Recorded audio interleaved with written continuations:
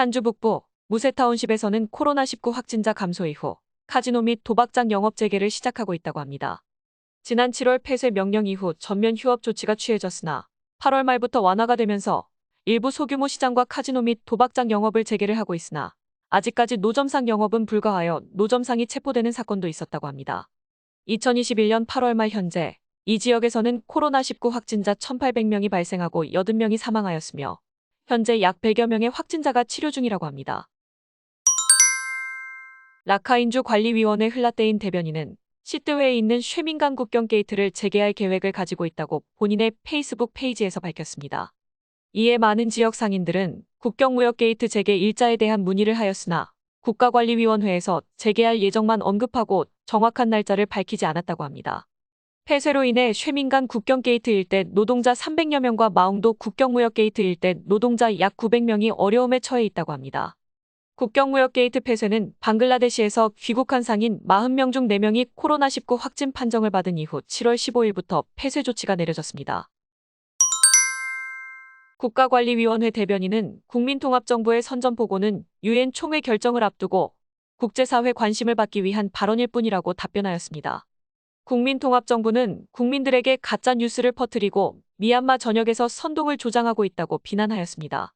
또한 발표 이후 어떠한 교전도 발생하지 않았다고 하며 미얀마 국방부 지역사령관이 체포되었다는 뉴스에 대해서도 전면 부인하였습니다.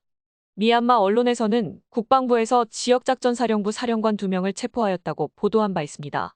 한 명은 학살 사건에 대해 부정부패 혐의가 적용되었으며 한 명은 꺼야주 로이코타운십에서 군사력 손실을 발생하게 한 것에 대해 직무태만 혐의로 체포가 되었다고 합니다. 아세안 미얀마 특사가 국가관리위원회 측에서 인도적 지원을 위한 휴전을 동의를 했다는 발언에 대해서도 대변인은 합의한 적이 없다고 일축하였습니다.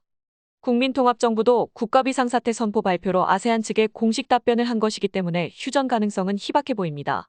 국가관리위원회는 부정선거 증거 제시를 위한 기자회견에도 아세안 미얀마 특사를 초청한 바 있으나 불참하였고 아웅산 수지 국가고문과의 면담을 포함한 방문 일정은 계속 협의 중이라고 설명하였습니다.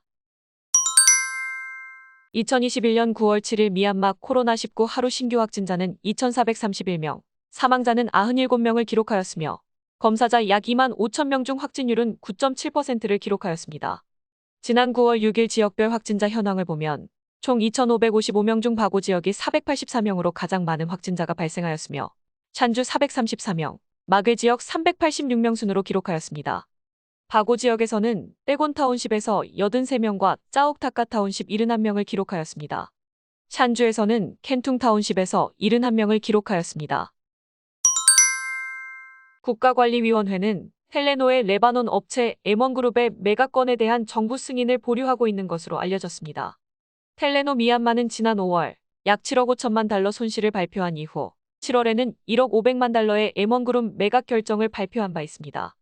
하지만 법률 전문가의 의견에 따르면 국가관리위원회 교통통신부와 미얀마 투자위원회 승인이 있어야만 거래가 가능하게 된다고 설명하였습니다. 이에 미얀마 전기통신법에 따라 거래 승인 신청 후 60일 이내 승인 또는 거부가 가능하다고 합니다. 하지만 교통통신부 관계자의 설명에 따르면 인수업체가 시리아 정부와 긴밀한 관계를 가지고 있어 부정부패 가능성이 있을 것으로 우려하며 거래 승인을 하지 않을 가능성도 있다고 합니다. M1그룹 설립자인 미카티는 2019년 국가주택대출과 관련하여 부정부패 혐의를 받고 있다고 합니다. 미얀마 인권단체 저스티스 포 미얀마에서도 미카티의 사업들은 독재자들과 함께 부정부패와 사생활 침해를 하고 있다고 지적하며 텔레노 매각을 반대하는 데 앞장서고 있습니다. 2021년 9월 1일 따닌타리 지역 태국 국경무역 게이트 2개가 재개한다고 합니다. 재개되는 국경무역 게이트들은 2013년 5월에 문을 열었으며 중국과 일부 태국 국경은 코로나19 3차 파동으로 인해 8월 5일부터 31일까지 폐쇄되었습니다. 그 외에도 이 지역에는 태국과 접해 있는 꺼친주 국경 게이트가 있으나 9월 14일까지 폐쇄 상태로 있습니다. 자세한 국경 게이트 정보는 아래에 있는 에드쇼파르 웹사이트 기사 링크를 참고하시기 바랍니다. 몬주 수도인 몰량мя잉 시장 상인들이 코로나19로 인해 시장 폐쇄가 되면서 폐업이 늘어나고 있다고 합니다. 2021년 7월 5일 몬주관리위원회는 의약품과 생필품 상가를 제외한 시장 상가들은 휴업을 하도록 지시한 바 있습니다. 몰량мя잉에는 시장 2곳에 총 2,000개 이상의 상가들이 밀집되어 있으나 원단, 귀금속, 건축자재, 전자제품, 화장품 상가들은 영업을 할 수 없는 상황이 되었다고 합니다.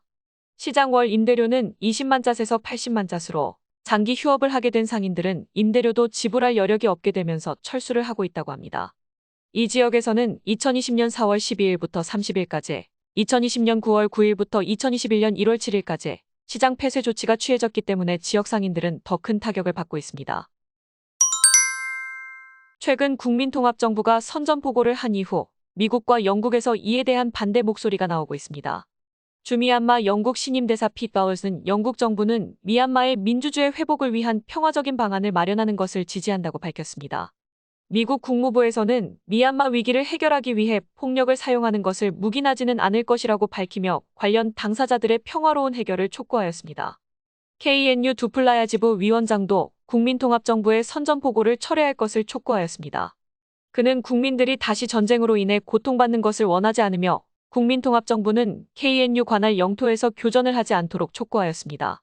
지난 5월에도 칼은 국민들에게 정치적 희생양이 될 수 있다고 경고를 한 바 있으며 8월에는 유교단 지휘관들에게 국민방위군과 국민통합정부 일원들을 수용하지 말라는 지시를 하기도 하였습니다. 하지만 KNU 사무총장은 군부 독재를 반대하는 모든 단체와 협력을 할 것이라고 언급하면서 내부 분열이 발생하는 것이 아니냐는 우려도 있습니다. 2021년 9월 8일 군부정당 USDP를 포함한 23개 미얀마 정당들이 쪼모툰 대사의 유엔 총회 참석을 반대하는 성명을 발표하였습니다. 성명서를 통해 정당들은 미얀마 연방의회 대표위원회, 국민통합정부, 시민불복종운동에 참여하는 사람들은 국민들을 선동하고 테러와 살인을 저지르고 있어 테러 단체로 지정이 되었다고 설명하였습니다. 이에 2021년 9월 14일 있을 유엔 총회에서 테러 단체인 국민통합정부를 공식 정부로 인정받기 위해 참석하는 쪼모툰 대사의 참석을 반대한다고 밝혔습니다. 국민통합정부의 선전포고 이후 9월 8일에는 양곤 지역 다곤 세이칸 타운십과 알론 타운십, 플레구 타운십에서 폭탄 테러가 발생하면서 2명의 부상자가 발생하였다고 합니다. 흘라잉 따야 타운십에서는 원격 조정 폭탄 3개가 폭발하면서 군인 3명이 부상을 입었다고 하며 마괴 지역에서도 폭탄 테러가 발생하였다고 합니다.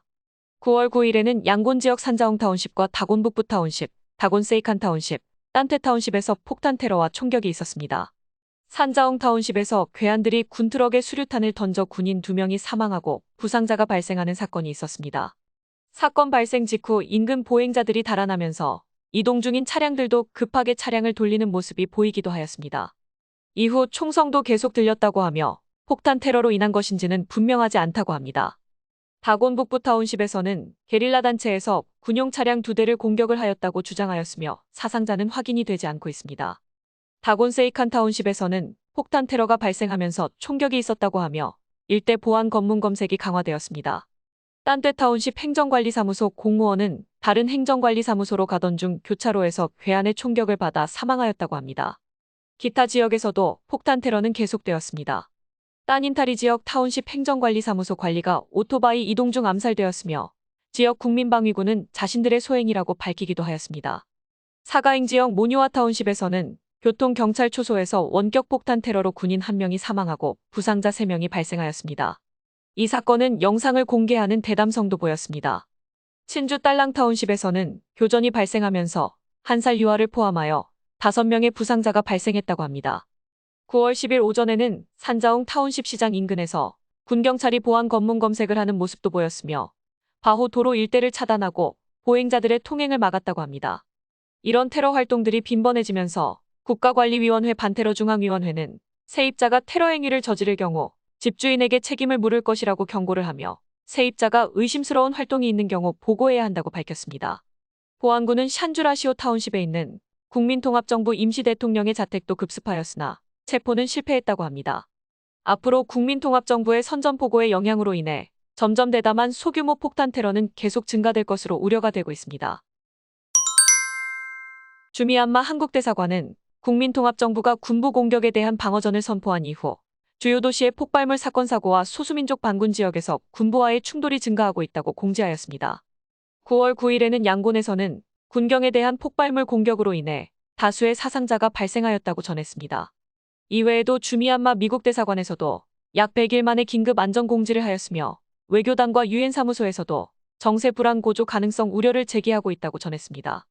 특히 유엔 총회가 개최되는 9월 14일을 전후로 충돌이 격화될 가능성이 높아 미얀마에 거주하는 한인들은 안전에 유의할 것을 당부하였습니다. 강화된 검문 검색을 당할 경우에도 불필요한 행동으로 위험한 상황에 처하지 않도록 유의하며 야간 통금 시간을 철저히 준수해 줄 것을 당부하였습니다. 미얀마 중앙은행은 2022년-23년 회계연도 기간이 2022년 4월 1일부터 2023년 3월 31일까지로 개정된다고 공지하였습니다. 이에 따라 2021년 10월 1일부터 2022년 3월 31일까지 6개월간 중간 회계연도를 추가 설정한다고 공지하였습니다. 중앙은행은 미얀마 기획재정부 산하 국내은행, 금융서비스 업체, 모바일 결제 서비스 업체들을 대상으로 회계연도 개정 기간에 따라 업무를 진행하도록 지시하였습니다. 지난 6월 국가관리위원회에서는 미얀마 회계연도 및 공휴일수 개정안에 대해 논의를 하였습니다. 전 정부의 회계연도 변경으로 인해 많은 농민과 기업인, 정부에서 혼돈을 초래하고 있어 국가 현실에 맞는 회계연도를 다시 개정해야 한다고 밝힌 바 있습니다. 또한 노사 간 손실을 입히지 않는 범위 내에서 미얀마 공휴일도 조정될 필요가 있다고 하였습니다.